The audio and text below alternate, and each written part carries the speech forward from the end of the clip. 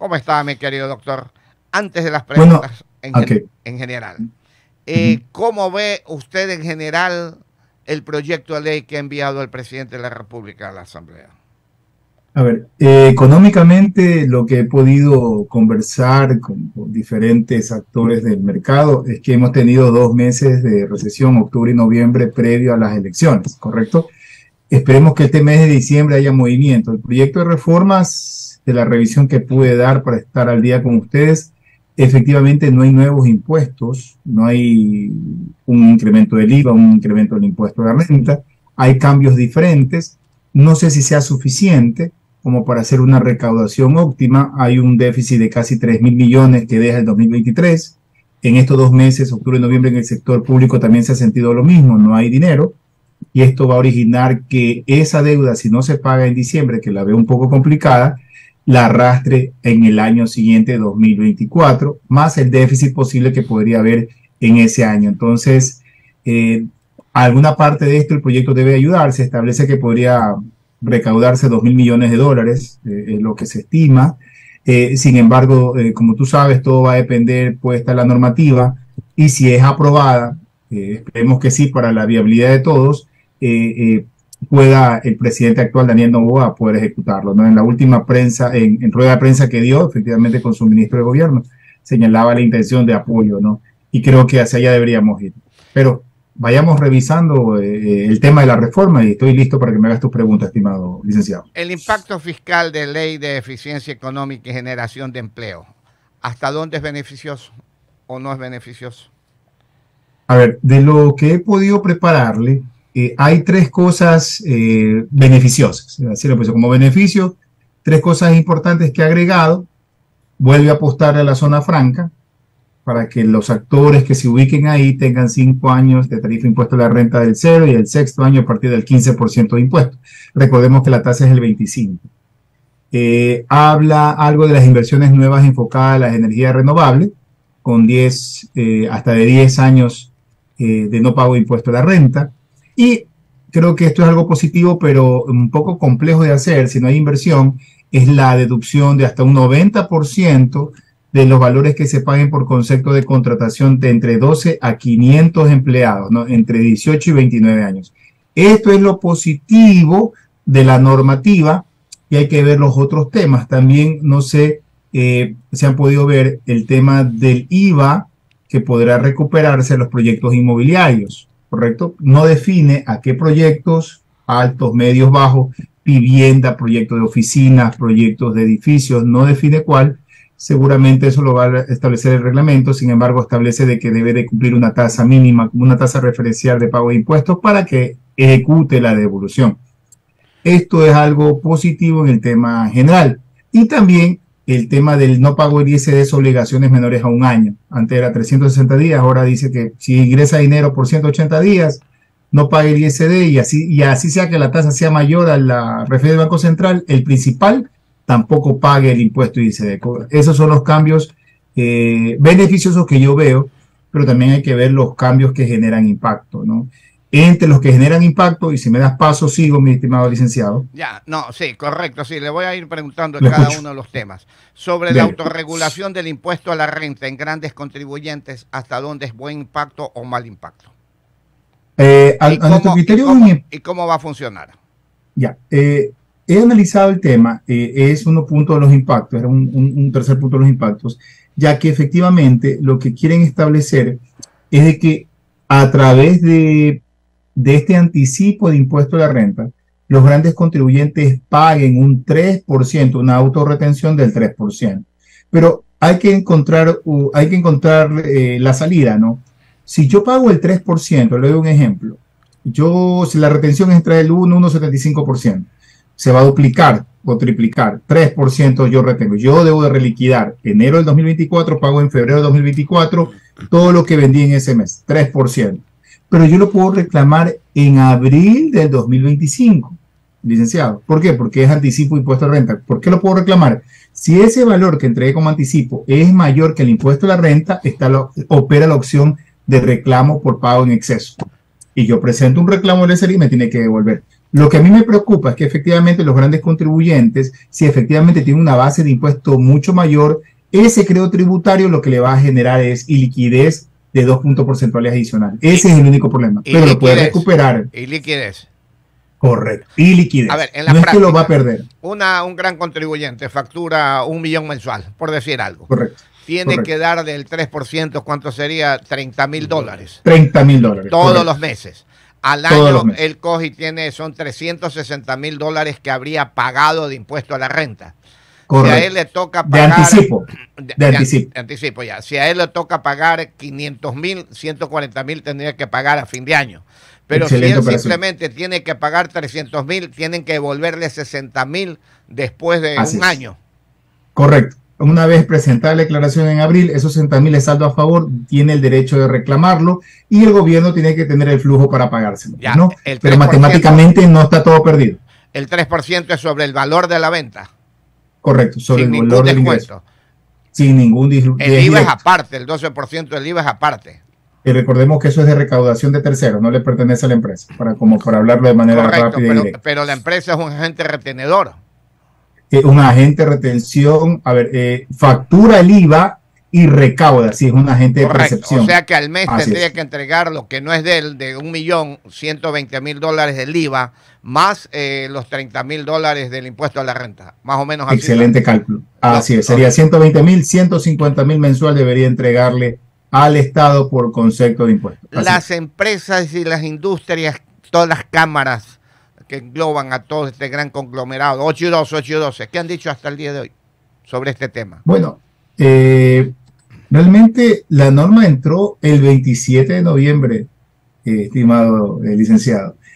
Todos están desayunando todos estos cambios, he revisado. Pero la norma todavía no la ha aceptado la Asamblea. No, porque eso es un proyecto de reformas.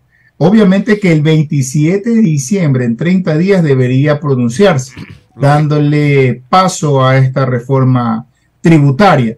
La posición de los entes todavía no se ha escuchado. Recordemos que esta normativa entró el 27 de noviembre, está fresca, no estamos desayunando contigo también.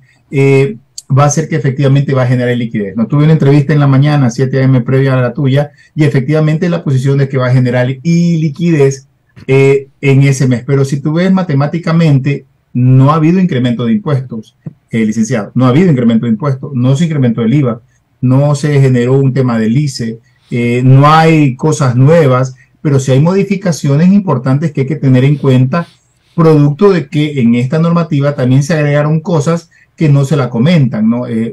Para mí, una de ellas es asociada a la bancarización. Mira, la bancarización era $1,000 en las operaciones y eso es gasto. Si es menos a 1,000, no es necesario que pase por la banca, y si tú tienes un gasto, basta que sea hasta pagado en efectivo. Pero si era mayor a 1,000, tienes que bancarizarla para que sea deducible de impuestos, acorde a la norma.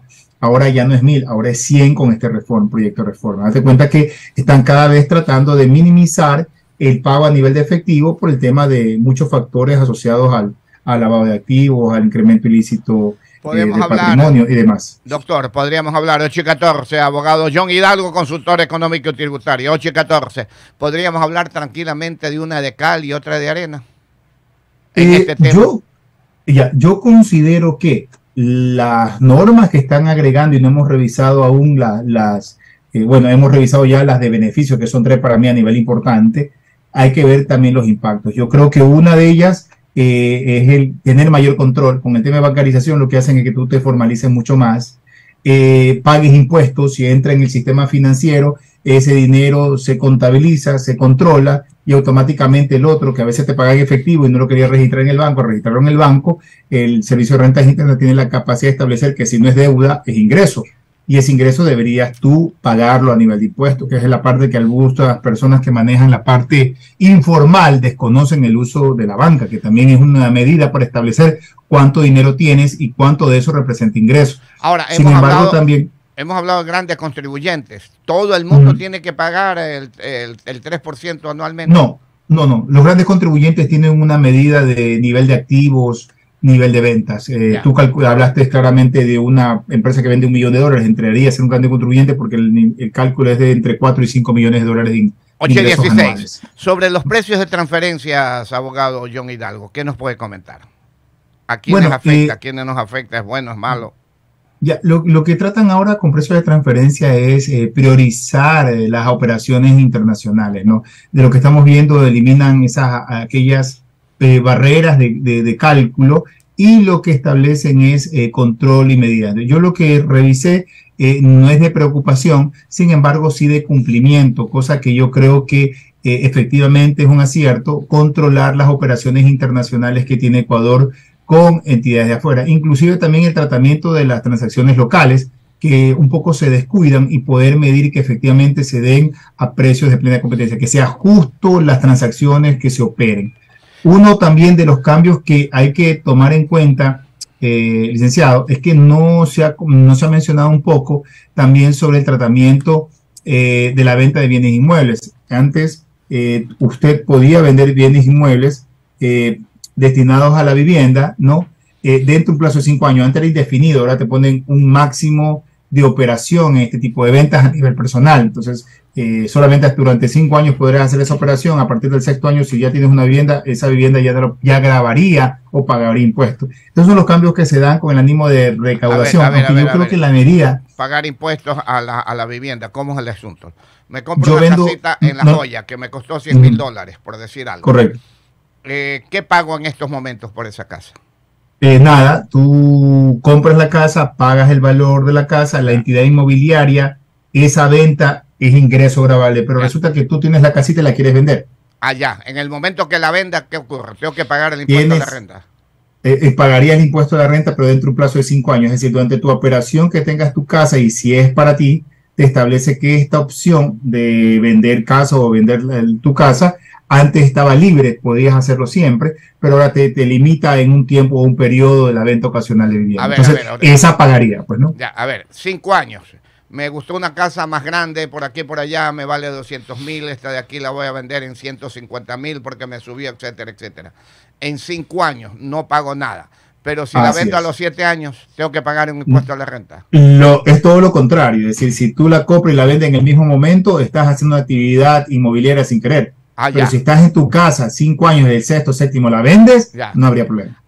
Es el plazo de existencia que tengas de la casa, porque es venta ocasional durante un año. Entonces me compro una ahorita en 100,000 y la vendo en 100,000 mismo. Dentro de 5, después de 2 años la vendo en 120,000.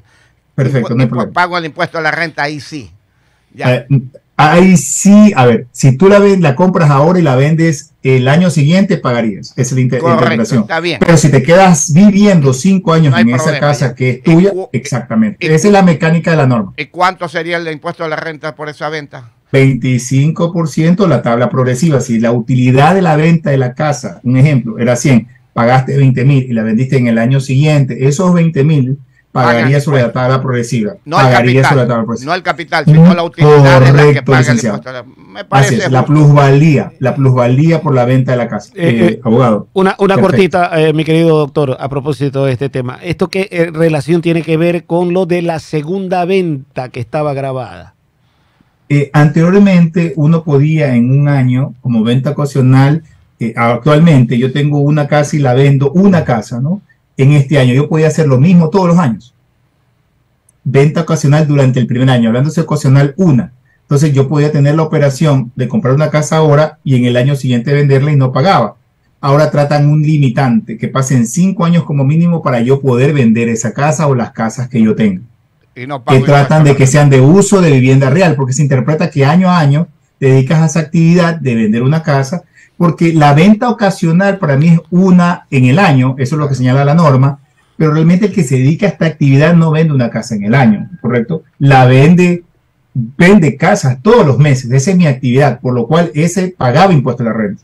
Esta normativa trata de interpretar de que mínimo 5 años para que tú puedas vender la casa. Y si la vendo a los 20 años no pago impuesto a la renta. No pagas, pues si le vendas el 6º año tampoco, pero debe de tener como mínimo contigo 5 años. Es importante verlo, recordemos que falta el reglamento.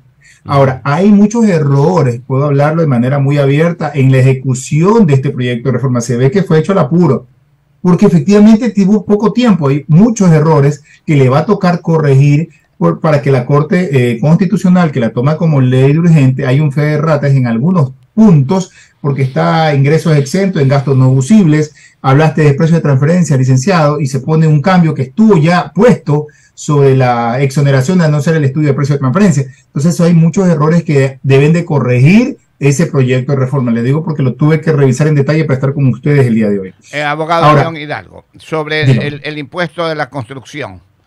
A ver, tenemos entendido, a ver si no estamos equivocados, en este mes, creo que mensualmente también se va a pagar. Yo soy un constructor, he comprado un millón de dólares en material de construcción para este proyecto. En ese millón de dólares he pagado el 12% del IVA. Pago el 12% del IVA. ¿Cuándo me devuelven mi 7%? Tu 12%. No, el 12 devuelven, no, el 7 nomás, porque el 5 no, sí habría que pagarlo. A ver, no. Establecen de que, dice de que el IVA en adquisiciones de bienes o servicios en proyectos inmobiliarios se da devuelto en un tiempo no mayor de 90 días, el mismo tratamiento de los exportadores, pero es el 2% del IVA. Es decir, tengo un proyecto inmobiliario en el cual compré $1 millón en bienes, en materiales de construcción, correcto, licenciado. Así es. Ese $120,000 que yo pagué, presento la reclamación en el proyecto, falta el reglamento aclarar cuando ya esté la casa lista, la casa cuando se esté en venta o cuando es inmediato. Al momento de pagarlo con la factura, por ahí mismo, yo presento inmediatamente y lo reclamo, son indicadores, pero es sobre la totalidad. Pago el IVA 12%, reclamo el 12% del IVA. No aclara aquí temas importantes. Una, de que debe de cumplir una tasa interna del proyecto, ¿no? Es decir, con una tasa, un indicador debe cumplir el proyecto inmobiliario para devolverle el IVA. Pero abogado, que tiene que ver... 8 y 22, mire, pero dice la ley, dice el proyecto de ley, no incluyó la reducción del IVA del 12 al 5%. No, para el sector de la construcción. No está. Simplemente es la devolución del IVA. Que le cobran al constructor es el 5%, el 7% lo devuelven.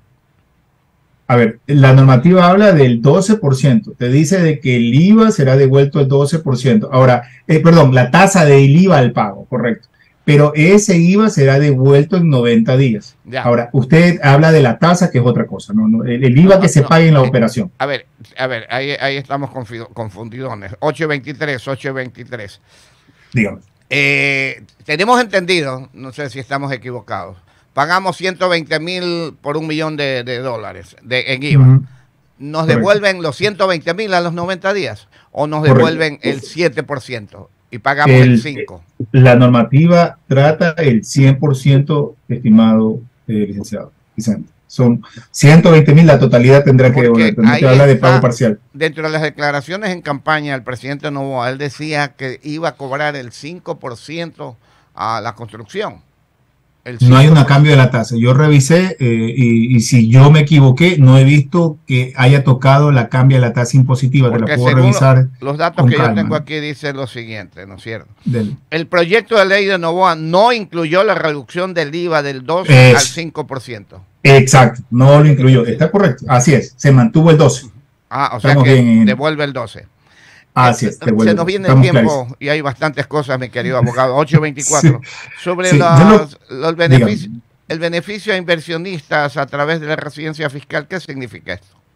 A ver, están cambiando mucho el tratamiento para que tú puedas ser residente, ¿no? Uno de los temas, si te das cuenta, en Ecuador hay mucho extranjero, entonces quieren que estas personas sean tratadas como cuando tú te quieres ir a otro país, Estados Unidos, y quieres radicarte, para que tú formes parte y goces los beneficios locales.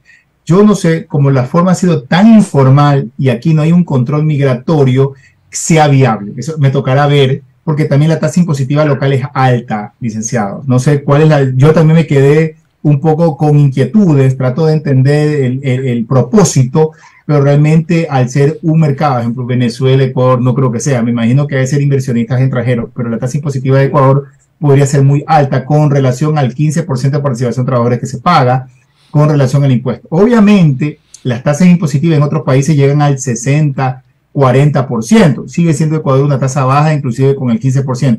Pero que sea atractivo ahorita por seguridad venir al Ecuador, licenciado, disculpe por decirlo así y hacer una mala fama, creo que no incentiva mucho la intención de ser o pagar impuestos. Habría que analizar si el impacto sea menor, sumando y restando, en una planificación fiscal, alguien que desea tener en el Ecuador un lugar de declaración, porque tendría que declarar sobre lo que genera en Ecuador, ¿correcto? Y me imagino ganar la residencia, ¿no?